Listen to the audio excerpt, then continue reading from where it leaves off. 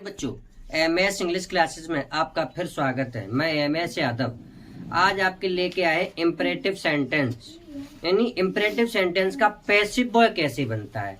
अभी तक हमने आपको बताए यानी प्रेजेंट टेंस के 3, पास्ट के, फ्यूचर के, फिर हु वाले सेंटेंस भी बताए। अब इसी क्रम में नंबर आता है इम्परेटिव सेंटेंस का। तो इम्परेटिव सेंटेंस उसका पैसिव वॉइस कैसे बनता है, क्या होता है इम्परेटिव सेंटेंस में, कैसे वाक्य होते हैं, कहां से स्टार्ट होता है, इसका क्या सब्जेक्ट होता है, क्या इसमें उत्पन्न होता है, हमें क्या इससे ज्ञात होता है कि आखिर कुछ लोग कहते हैं कि इम्परेटिव सेंटेंस बहुत हार्ड होते हैं, बहुत कठिन होते हैं, मगर मैं ये कहता हूं कि जो इम्परेटिव सेंटेंस बहुत इजी है। वो कैसे है, देखिए प्यारे बच्चों, बोर्ड की तरफ ध्यान देते हैं। इम्परेटिव सेंटेंस, आपके सामने सेंटेंस यानी शब्द लिखा है, क्या है इम्परेटिव सेंटेंस। जो आपको वाक्य करने सीखना है, जो आपको सीखना है वो है इम्परेटिव सेंटेंस। अब देखिए बेटा, इसमें होता क्या है, समझ में आ रहा है, उसमें होता क्या है।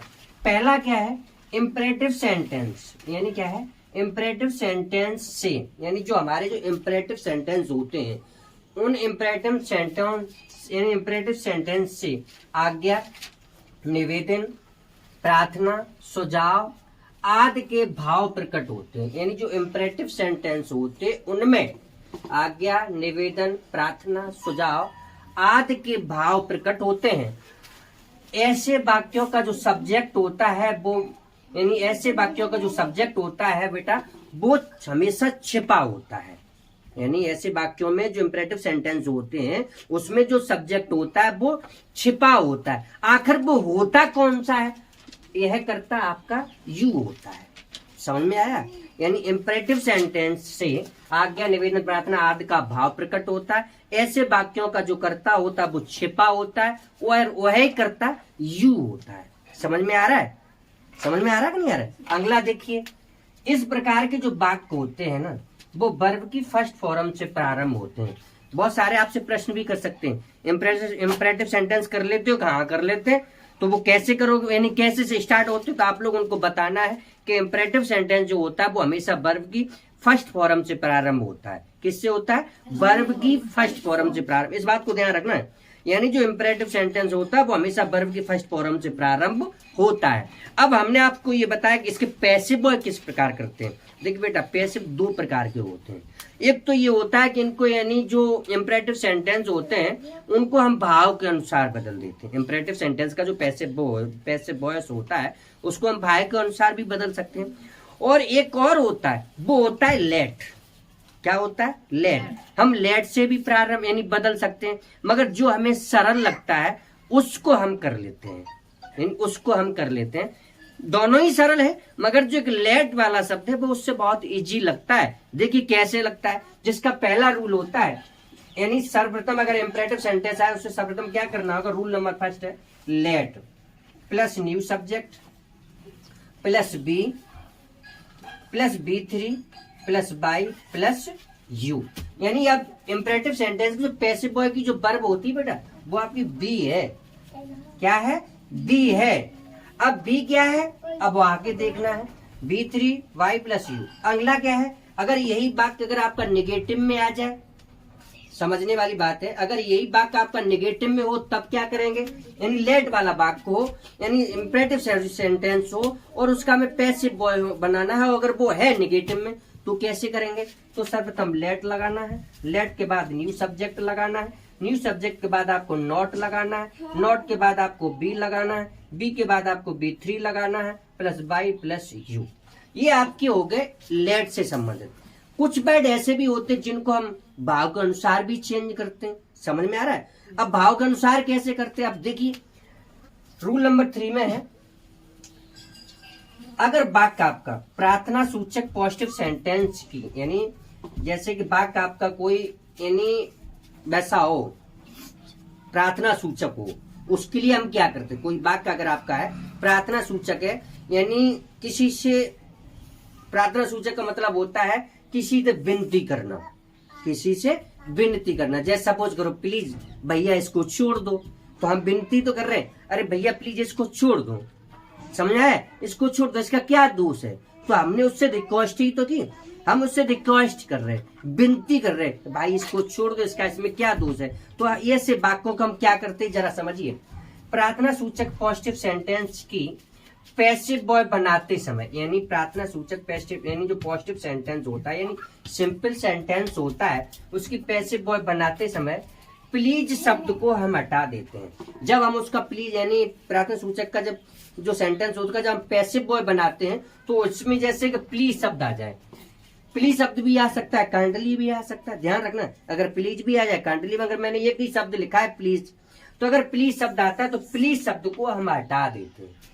अब आप ये प्लीज शब्द को हम हटा देते हैं और करते क्या है, और प्लीज शब्द के स्थान पर यू आर रिक्वेस्टेड टू लिख देते हैं। यानी जैसे वाक्य में प्लीज शब्द आता है तो उस पैसिव जब बॉय हम जब बनाएंगे तो प्लीज शब्द को हम हटा देते हैं और प्लीज शब्द के स्थान पर हम यू आर रिक्वेस्टेड टू लिखकर, यानी यू आर रिक्वेस्टेड टू लिख दिया, यानी यू आर रिक्वेस्टेड टू लिख दिया और रिक्वेस्टेड टू लिखने के बाद जो उसका शेष भाग बचता है यानी लिखकर वाक्य के शेष भाग को ज्यों का त्यों लिख देते हैं। जैसे प्लीज शब्द आया तो प्लीज शब्द को हटा दिया हमने और प्लीज शब्द के स्थान पर यू आर रिक्वेस्टेड टू लिख दिया और रिक्वेस्टेड टू लिखने के बाद जो शेष शब्द बचता है यानी जो शेष भाग बचता है उसको पीछे जोड़ देते हैं। समझ में आ रहा है बेटा? यानी शेष भाग जो होता है उसको पीछे जोड़ देते हैं। अब आगे देखिए, इसी इंपरेटिव सेंटेंस में कुछ नेबर वाले वाक्य आ जाते हैं, यानी जो वाक्य होते हैं उसमें कुछ नेबर वाले वाक्य आ जाते हैं। यानी नेबर वाले वाक्यों का कैसे पैसे बॉय करते हैं उसको भी हम आपको समझाएंगे। रूल नंबर 4 में आता है। तो उसका क्या है, न्यू सब्जेक्ट तलाशना है पहले आपको। अगर नेवर वाला वाक्य अगर आ जाए, जैसे suppose never do it, never माने कभी नहीं, डू माने करो, इट माने से इसे कभी नहीं करना चाहिए, यानी नेवर वाला है।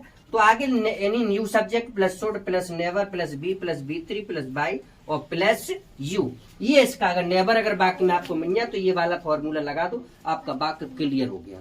समझ में आ रहा है कि नहीं आ रहा है? ये आपको पहचान यानी जो हमने आपको रूल बताए वे आपके समझ में आए। अब देखिए उदाहरण करते हैं, कैसे करते हैं, अब उदाहरण पर ध्यान दीजिए। जैसे सपोज करो पहला ये लिखा है ओपन द डोर, क्या लिखा है, ओपन द डोर। अब देखो इंपरेटिव सेंटेंस है यानी ओपन द डोर, वर्ब की फर्स्ट फॉर्म है ना, ओपन माने खोलना होता है कि नहीं होता है, ओपन माने खोलना होता है, वर्ब की फर्स्ट फॉर्म है ओपन द डोर। अब इसका हम पैसिव बॉय कैसे करेंगे, बहुत बढ़िया। एक तो देखो ओपन द डोर ये भाव के अनुसार भी बदल सकते हैं, यू आर ऑर्डर टू भी कर सकते हो, क्योंकि यू आर ऑर्डर भी कर सकते हो, किसी ने तुम्हें आधे दरवाजा खोलिए, दरवाजे खोलो, ओपन द दरवाजा खोलो। अब हो सकता है आपका सर्वे यानी मास्टर भी हो सकता है, मास्टर भी मालिक होता है, वो भी हो सकता है, मगर उसके झंझट में न पड़ के हम लेट लगा देते हैं। तो सबसे पहले देखिए ये वाला फॉर्मूला है, तो हमने लेट लगाया, समझ में आ रहा है, लेट लगाया। लेट के बाद देखिए इसमें जे आपकी वर्ब है और वर्ब के बाद जो चीज होती है वो आपकी यानी जो वर्ब होती है उसी के बाद आपका रिसीवर होता है। तो रिसीवर आपका क्या है, यानी दी डोर। समझ में आ रहा है? अब देखिए फॉर्मूले में क्या लिखा है, बी, तो हमने आपको बी लगा दिया। और बी के बाद देखिए शेष बी3 का ओपन यानी OPENED ओपन। अब let the door be opened with by. समझ में आया बेटा? अब देखिए अगला वाक्य देखिए प्यारे बच्चों, मैंने आपसे कहा देखिए, तो वॉश यानी वॉश द क्लॉथ, यानी वॉश माने दो, क्लॉथ माने कपड़े, यानी कपड़े धोए। अब इसका पैसिव बॉय किस प्रकार करते बेटा, इसका पैसिव बॉय किस प्रकार करते, तो देखिए वो ही हमने आपको बताया। समझने वाली बातें तो बहुत सरल है। एक बात ध्यान रखना, अगर लेट वाले जो वाक्य आप करते हो, अगर आपका यानी आपने अगर उसका फॉर्मूला तैयार कर लिया तो मैं दावे के साथ कह सकता हूँ आपके पैसिव बॉय कभी गलत नहीं जा सकते। मैं चैलेंज के साथ कहता हूँ, अगर गलत हो जाए हम जीत जाए सो हार जाए, गलत होंगे ही नहीं। अगर आपको फॉर्मूला रट्टा होना चाहिए, बस अर्थे आपको फॉर्मूला रट्टा होना चाहिए और आपको ज्ञात होना चाहिए। अगला देखिए, जैसे हमने फॉर्मूले में लेट बताया था पहले, तो ऐसे वाक्यों में हमने पहली चोट बेटा क्या लगाया, लेट आया, ठीक है, लेट आया। लेट के बाद देखिए न्यू सब्जेक्ट। अब न्यू सब्जेक्ट तलाशना, तो न्यू सब्जेक्ट आपका क्या है, दी क्लॉथ है ना, तो हमने दी क्लॉथ लिखा है, दी क्लॉथ लिख दिया। अब इसी के बाद लेट सब्जेक्ट यानी लेट के बाद न्यू सब्जेक्ट के बाद बेटा हमने आपको बताया था बी। अब इसके बाद हमें बी लगाना है। ठीक बेटा, बी लगा दिया आपने। और बी के बाद हमने आपको बताई थी वर्ब की थर्ड फॉर्म यानी B3। तो आपको B3 लगाना है, वॉश्ड करना है।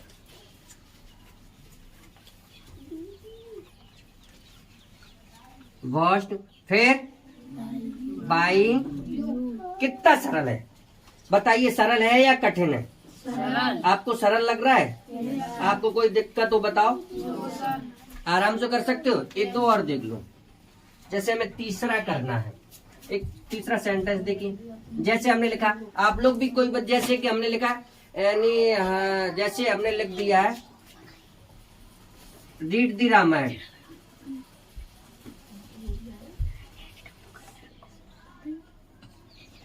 अब इसका हमें पैसिव बॉय बनाना है, समझ रहे बेटा? तो पैसिव बॉय कैसे बनाएगा? लेट के बाद दी रामायण, दी रामायण के बाद आपको लगाना है बी के बाद रीड के बाई और बाई के बाद यू। क्लियर है ना? समझ गए? अब कोई दिक्कत तो नहीं है? अब एक कन्फर्म समझ लीजिए, अगर कोई दिक्कत हो तो बता दें। अब जैसे कि अब हमने एक बात बताई थी आपको, अगर यही बात अगर निगेटिव में हो, ये तो लेट वाले बात हो गए, सिंपल बात हो गई। सिंपल आपकी समझ में आ गया। अगर यही बात आपका नेगेटिव में हो तब क्या करोगे? जैसे हमने बोला वाक्य दिया यानी do not beat the boy, यानी वाक्य आपके सामने है।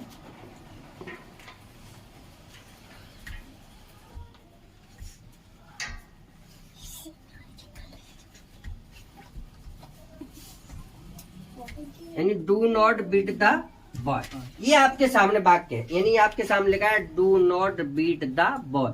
ये आपका इंपरेटिव सेंटेंस निगेटिव में है।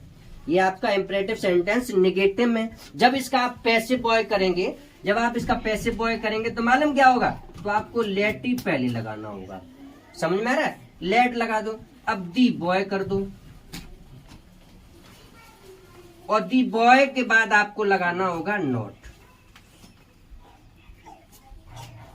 और नॉट के बाद बेटा क्या लगाना है आपको? बी। और बी के बाद देखिए B3 आता कि नहीं आता है? यानी तो B3 आपका क्या है? बीटर।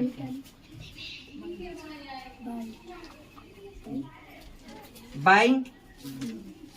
अब बताइए किसी को कोई दिक्कत हो, कोई समस्या हो बताइए। अब आप लोग कर सकते हो आराम से।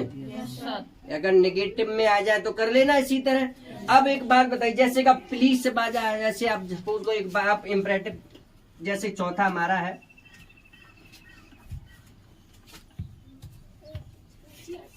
प्लीज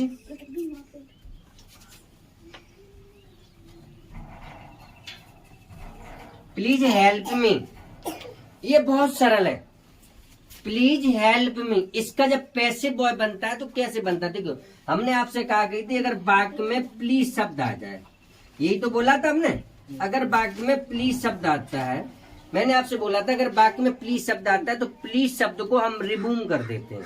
रिमूव का मतलब समझते हो? हटा देते हैं। और प्लीज शब्द को हम हटा देते हैं, और जो प्लीज शब्द का जो प्लीज शब्द को जब हमने हटा दिया तो प्लीज शब्द वाला जो स्थान है वो खाली हुआ ना। जैसे प्लीज शब्द को हटाया तो प्लीज शब्द के स्थान जो खाली होता है उसकी जगह पर आप यू आर रिक्वेस्टेड टू लिख दीजिए। क्या लिख दीजिए? You are requested to. तो हम लोग लिख देते हैं, यानी हमने लिखा यू आर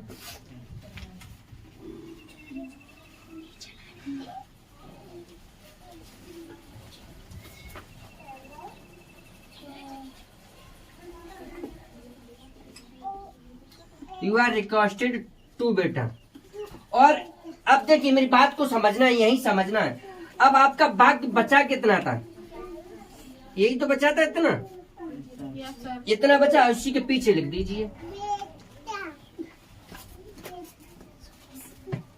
इतना आप इसके पीछे लिख दीजिए, कोई दिक्कत नहीं, बहुत सरल है। समझ में आया? अब इसको आराम से आप कर सकते हो। किसी कोई दिक्कत हो तो बताओ। No sir. अब जैसे किसी कोई दिक्कत हो तो बता। आप जैसे कि और कोई बात, जैसे सपोज करो प्लीज शब्द का हो जाए। अब जैसे कि हम एक वाक्य लिख रहे हैं, नॉट का भी हो गया, प्लीज शब्द का भी हो गया। अगर आप चाहो तो और समझा दें या इतने रखें। देखिए तो हम और बता देते, एक दो और देख लीजिए।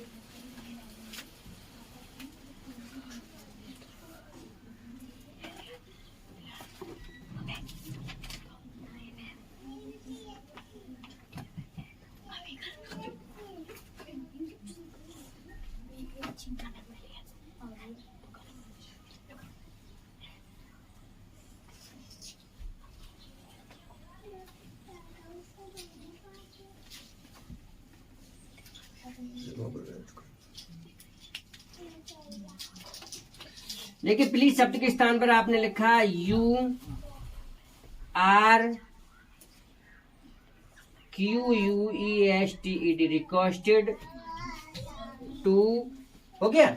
अब जी ये दिया है वो फिर से हम लिख दीजिए, हेल्प द पुअर मैन। इस प्रकार बेटा हमने आपको ये सेंटेंस समझाए, इंपरेटिव सेंटेंस समझाए। आई होप आप इनको अच्छी तरह से समझे होंगे। बेटा अगर आपको ये आप इसको अच्छी तरह से समझे होंगे, मगर मैं बेटा ये कहता हूं अगर आपको ये वीडियो अच्छा लगे तो इसको सब्सक्राइब करें और लाइक करें, और इस वीडियो को अंत तक जरूर देखें। अगर आपको कुछ सीखना है तो वीडियो को अंत तक जरूर देखें और इस पे कमेंट करें, अच्छा लगा वीडियो, अच्छा है कि कैसा है, आप इस पे कमेंट जरूर करें।